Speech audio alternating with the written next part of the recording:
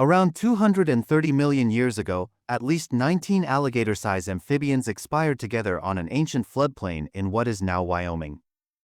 The animal's fossilized remains, uncovered across 4 excavations between 2014 and 2019, have been relatively undisturbed since then and feature preserved delicate small bones and parts of the creature's overall skeletal structure.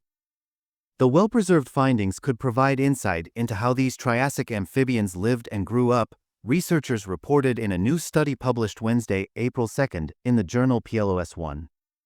Study first author Aaron Kuffner, a geologist at the University of Wisconsin-Madison, and colleagues uncovered fossils of Betneroperton beckeri in a Wyoming fossil bed called Knobby Knob.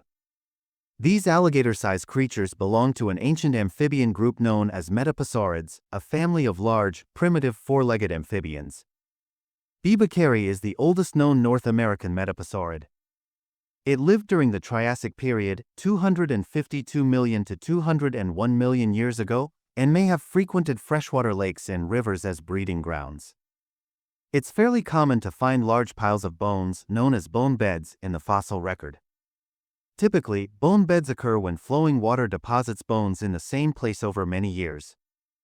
Other times, bone beds happen when a group of animals die at the same time and place, which appears to be the case at Knobby Knob.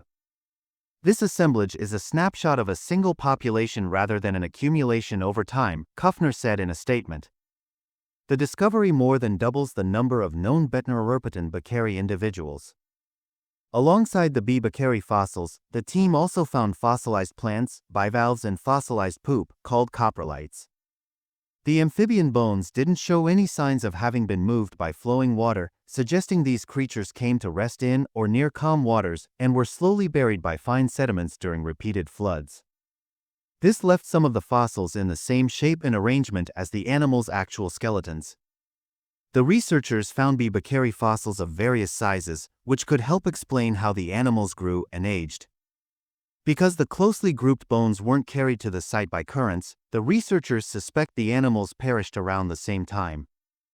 They may have been part of a breeding colony or died because they were somehow prevented from leaving a drying body of water they needed to survive, the team suggested.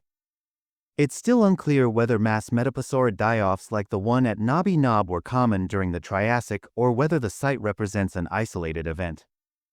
The B. beckeri fossils could help scientists date other metaposaurid fossils, the researchers wrote in the study. The Betneroperton fossils were buried deeper than fossils of Anaschisma browni, another metaposaurid, in the Popo-Agi Formation, a Triassic formation that spans parts of Wyoming, Colorado, and Utah. The finding that the Betneroperton fossils were likely older than Anaschisma correlates with other fossil beds that preserve both species and help date the regions and depths at which those fossils were found. The Knobby Knob bone bed preserves a wide size range of individuals from a single site that can provide insight into the development of metaposaurids, the scientists wrote in the study.